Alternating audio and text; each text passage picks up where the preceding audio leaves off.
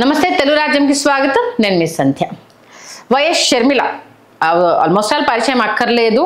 YS వారసురాలుగా తెర మీదకి రావడము, అన్న గెలుపులో 2019లో అన్న గెలుపులో అవునన్నా కదన్నా కీలక భూమిక పోషించింది. అన్న జైలుకు వెళ్ళినప్పుడు పార్టీ బాధ్యతల్ని భుజానకెత్తుకుంది, పాదయాత్రలు చేసింది, తన వంతుగా అన్నకు ఎంతవరకు సాయం చేయాలో అంతవరకు సాయం చేసింది. ఇదందరికీ మనందరికీ తెలిసిన విషయమే. 2019లో అన్న గద్దెనెక్కిన విషయం తెలిసిందే.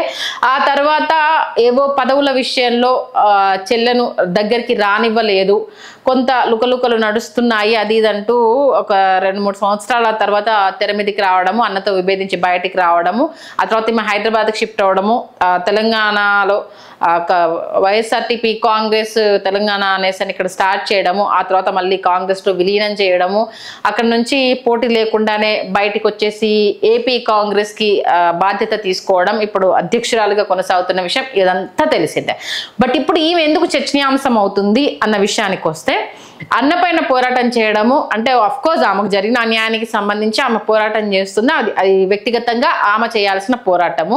బట్ ఏంటంటే ఇప్పుడు ఏపీ అధ్యక్షురాలైన వైఎస్ షర్మిల అంటే ఎవరైనా సరే ప్రతిపక్షంలో ఉన్నవారు అధికార పక్షం పైన పోరు చేయాలి. అంటే వాళ్ళు చేస్తున్న అంశాలకు సంబంధించి ఇప్పుడు చాలా విషయాలు అంటే వైఎస్ జగన్మోహన్ రెడ్డి చెప్పినట్టుగా బడ్జెట్ ఎందుకు ప్రవేశపెట్టలేదు, సూపర్ 6 అమలు ఎప్పటి నుంచి ఉంటుంది, మీరు అరాచక పాలన సాగిస్తున్నారు, ఇలాంటి అంశాలకు సంబంధించి ఇప్పటికే వైఎస్ జగన్మోహన్ రెడ్డి బాణాలు సంధిస్తున్న విషయం మనకు తెలిసిందే. ఇక్కడ ఏంటంటే అన్న మీద పోరాటం చేయడంలో తప్పలేదు, ఆయన వేస్తున్న వాటికి సమాధానం ఇవ్వడంలో తప్పలేదు. బట్ అదే టైంలో అధికార పక్షం పైన కూడా పోటీ చేయాలి కదా. ఎందుకంటే ఇప్పుడు వైఎస్ షర్మిల వైఎస్ జగన్మోహన్ రెడ్డి తనయ అన్నది మాత్రమే కాకుండా వైఎస్ఆర్ కాంగ్రెస్ పార్టీ అధ్యక్షురాలు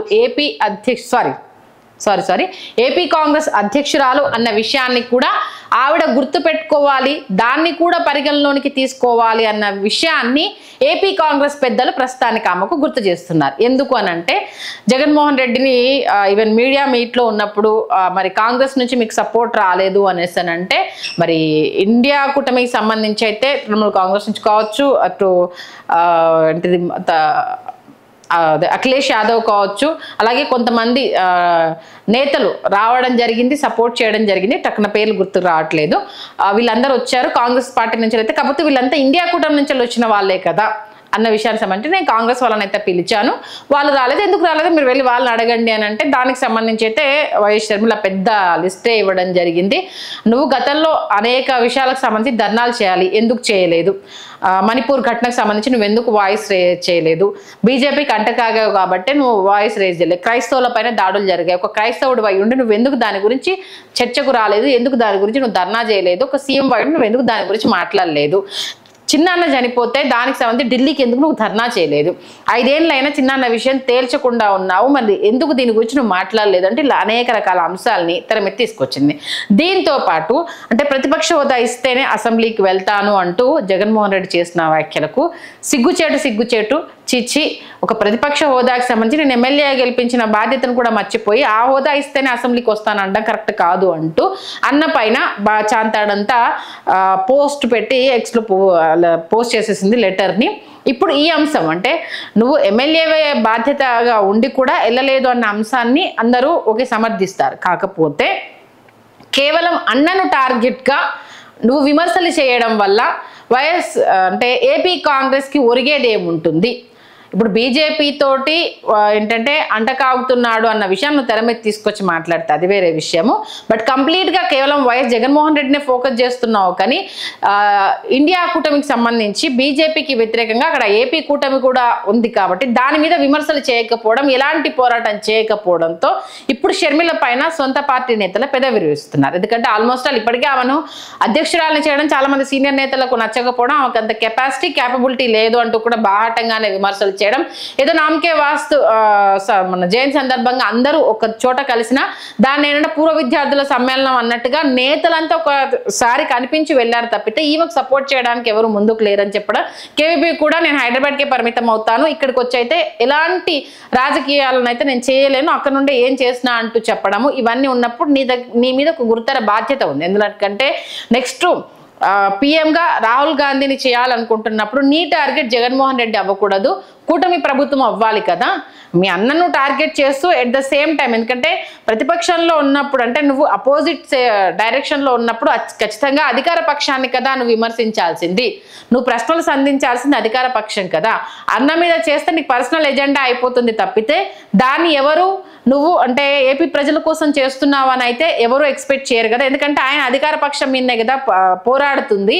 నువ్వు అతనికి మద్దతు ఇవ్వకపోయినా నువ్వు సంధించాల్సిన ప్రశ్నలు నువ్వు సంధించాలి, కానీ కేవలం అన్నను టార్గెట్ చేస్తూ పోతే ఏపీ కాంగ్రెస్ ఇప్పటికే జవసత్వాలు లేక ఇబ్బందులు పడుతున్నాయి. నీ మీద ఇంత బాధ్యత పెట్టినప్పుడు ఉన్న పార్టీ నేతలు ఇప్పటికే ఆమెకి ఏంటి ఆ బాధ్యతలు అప్పచెప్పారు, ఆమె ఉంటద్దు పోకడబోతుంది, ఎవరిని కింద స్థాయి నేతల్ని పట్టించుకోవట్లేదు అంటూ చాలా మంది సీనియర్ నేతలు ఇప్పటికే కేంద్రానికి కంప్లైంట్ ఇవ్వడం జరిగింది.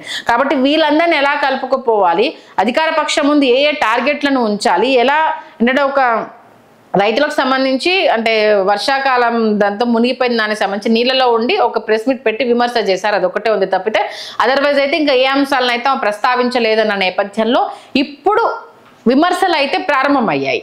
ఎందుకంటే అన్నను టార్గెట్ చేయి తప్పలేదు, కానీ అన్ననే టార్గెట్ చేయడము తప్పవుతుంది అన్న విషయాన్ని అయితే చాలా మంది తెర మీద తీసుకొస్తున్నారు. ఎందుకంటే గత ఎలక్షన్లో అవునన్నా కదన్నా ఈ అక్క చెల్లెళ్ళు ఇటు సునీత కావచ్చు ఇటు షర్మిల కావచ్చు ఇద్దరు సొంత పార్టీ నుంచే అంటే నీ కుటుంబం నుంచే నీకే శత్రువులు తయారయ్యారు అన్నది ఒక ఇంత నష్టం చేకూర్చిన విషయం ఇది.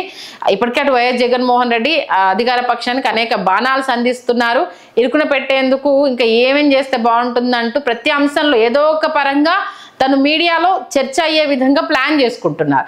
కేవలం నువ్వు అతన్ని మాత్రమే టార్గెట్ చేస్తే నీ ముందరున్న కాంగ్రెస్ అధ్యక్ష బాధ్యత అనేది దాన్ని నువ్వు మిస్యూజ్ చేసుకున్నట్టు అవుతుంది. కాబట్టి ఈ అంశానికి సంబంధించి ఒకసారి ఆలోచించాలి అంటూ కూడా విశ్లేషకులు సలహా ఇస్తున్నారు. మరి ఎంతవరకు ఆమె ఈ మాట విని అన్నను టార్గెట్ చేయడం విషయానికి సంబంధించి పక్కకు తప్పుకొని అధికార పక్షం మీద అస్త్రాలు సంధించే అవకాశం ఏమన్నా ఉందా, మరి కేంద్రం నుంచి రాహుల్ గాంధీ ఏమన్నా అంటే ఆ కేంద్రం నుంచి మెయిన్ ఎవరైనా ఇన్వాల్వ్ అయ్యి ఇది కరెక్ట్ కాదని ఆమెకైనా మొట్టకాయలు వేసే పరిస్థితి వచ్చి ఉందా. ఎందుకంటే ఇప్పటికే ఇండియా కూటమిలోకి జగన్మోహన్ రెడ్డి వెళ్ళబోతున్నాడన్న వార్తల్ని రకరకాలుగా స్ప్రెడ్ చేస్తున్న విషయాలు కూడా మనం చూస్తున్నాము. కాంగ్రెస్ పార్టీకి అవునన్నా కదన్నా పూర్వ వైభవం తీసుకురావాలంటే అటువైపు నుంచి నన్ను నరుక్కుని వస్తేనే అదేమన్నా మనకు ప్లస్ అవుతుందా అన్న ఆలోచన కూడా చేస్తున్నట్టుగా తెలుస్తోంది. మరి ఇది ఏకపక్షంగా వెళ్తే షర్మిలకు కూడా ఇబ్బంది అయ్యే అవకాశం ఉంది. కాబట్టి ఖచ్చితంగా తెలుసుకొని మసులుకుంటే ఆవిడకు ఉపయోగంగా ఉంటుందన్న వాదన అయితే తెర మీద తీసుకొస్తున్నారు. Please do subscribe to Telugu Rajyam channel. Please do subscribe to Telugu Rajyam channel. Please do subscribe to Telugu Rajyam channel. Hi అండి, నేను మీ ఆర్పీని, నెల్లూరు పెద్దారెడ్డి చేపల పులుసు ఓనర్ని. మీరు తెలుగు రాజ్యం అనే ఈ యూట్యూబ్ ఛానల్ సబ్స్క్రైబ్ చేసుకుని మంచి మంచి వీడియోలతో వస్తారు. Thank you so much. Hi people, I'm Sonakshi Verma and you please watch Telugu Rajyam and please subscribe to the channel.